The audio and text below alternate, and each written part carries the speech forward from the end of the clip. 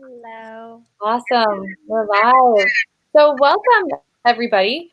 So Gary Douglas and Susanna Mittermaier, two amazing Access certified facilitators, um, have a new book out called Advanced Pragmatic Psychology that's published through Access Consciousness Publishing. And Christine has a copy. And we wanted to get together for a quick chat today just to discuss this amazing book. I've actually read the manuscript, and it is one of the greatest books I've personally ever read. And so I'm going to turn it You over don't read anything except People magazine. Not true. It's because I'm blonde. So can we start with you, Gary? Can you talk a little bit about pragmatic psychology and what that is? Well, pragmatic psychology was something that Susanna and I talked about it because, like, psychology meant originally the definition was the study of knowing. And what it became was the study of behavior. And they changed it from what was about knowing to what was about behavior and what was supposed to be a different point of view than what they currently have. So Susanna and I got together and we talked about doing pragmatic psychology, which was how to apply the tools to gain knowing. And I think she did a great job with the pragmatic psychology book of beginning to give people the tools for knowing. And then she needed another book, so we decided to do the advanced one. Well, first you did a class. Oh, yeah, we did a class, yeah. Pragmatic psychology class. I forgot about that. Yeah. I forget about a lot of things. The book is actually based on that 3-day class from Chicago. Awesome. So Susanna, what has the book shown you and writing the book shown you and the process of exploring advanced pragmatic psychology been like? I gotta say, like, writing a book with Gary was like, I learned so much from this. Like, truly being pragmatic, it's where, it's shown me the space where you just, deliver the space of what you would like invite people to. What's going to work? Yeah, what's going to work, but no need to explain anything. And that's where I learned to function from, especially as a psychologist, to make it understandable, to make it explainable. And this is so easy. You access what you know, and you invite people to know what they know. And and I really learned to receive as well. Like, creating anything with Gary is, you really learn to receive, and that's been really awesome. Cool. I like it. And Christine and Grace, you guys have had the amazing journey of working on the book, editing it, creating it, and publishing it. So what do you guys find about this book that is different than other books in Access?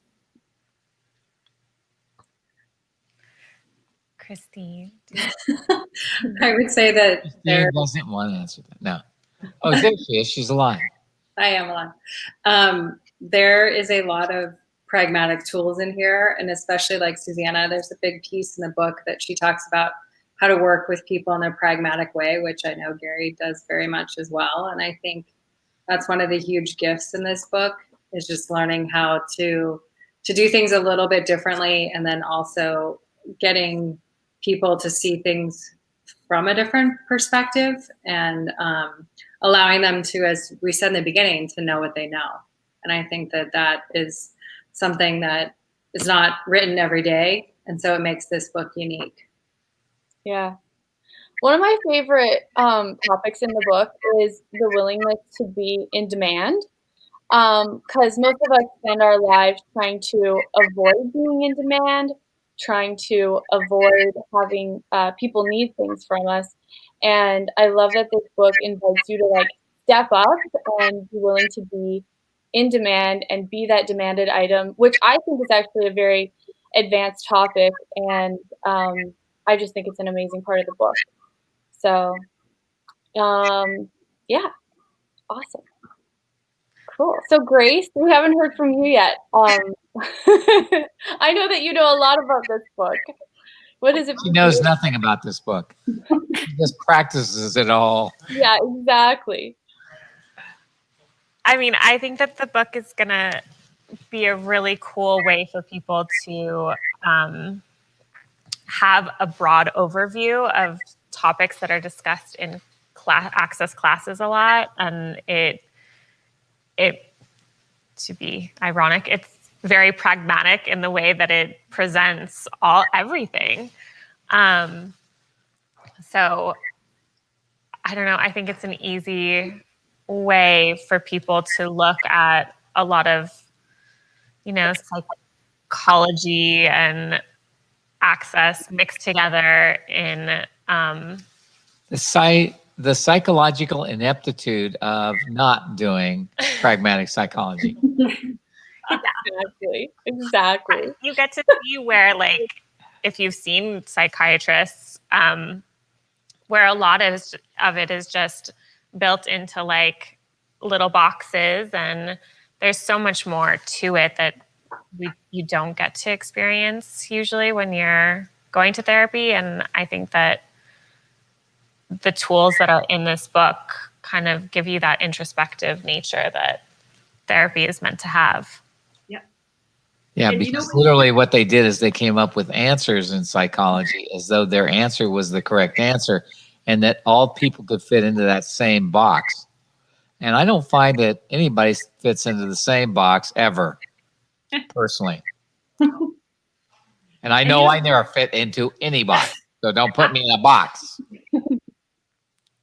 And one of the things also when you talk race now, it's like it's so much also about including the future, which is truly pragmatic. And that's something that people don't learn to do, especially right now. You see people not considering the future, not including the future. And when you include only consider the COVID.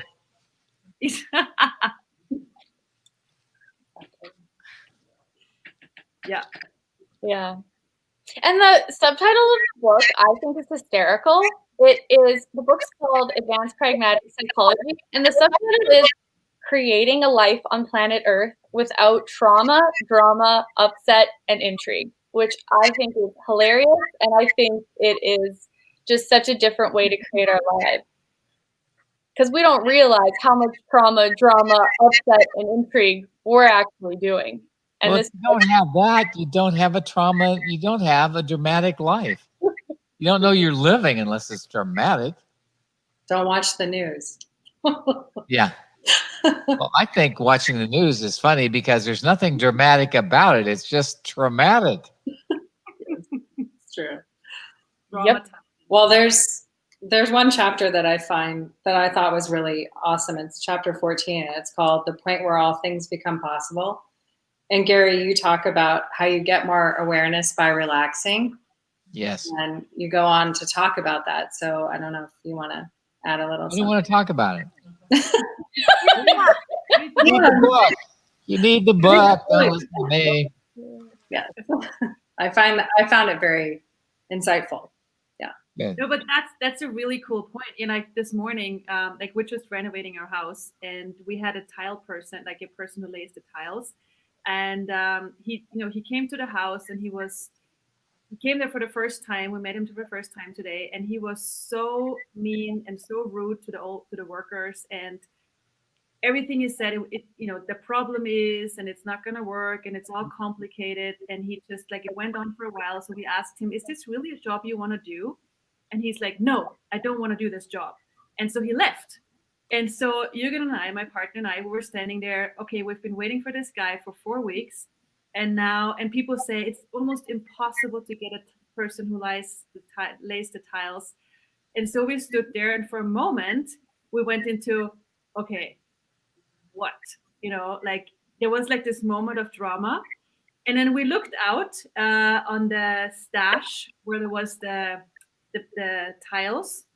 And there was this beautiful peacock butterfly sitting on there. And it was basically telling us, hey, relax. Just ask what else is possible. And so we're like, okay, so we asked what else is possible. And then half an hour later, the company called and said, we heard about what happened. We have a new guy and he's going to be there half an hour later. He came to the house and he was amazing. And he had all these new ideas how we could improve everything. And all from just relaxing, asking what else is possible. And then things just like, orchestrate themselves greater than you can imagine. And that's like, I'm too lazy for drama nowadays. So, that's what I'm too lazy for drama. That sounds like something I'd say. That's well said. That is so funny. I love it. So one of the other chapters, and we'll finish up here pretty quickly, but one of the other chapters is the extreme sport of awareness. And you've been talking about this for a long time, Gary, the extreme sport of awareness, rather than the necessity of jumping out of an airplane to have an adrenaline rush. It's like, that's fun. That's a different reality and a different point. Adrenaline pumps, jumping out of airplanes could be fun for some people, just not me, because I don't like heights. Yes. She does. So, Grace can go do those kind of things. I'm not interested.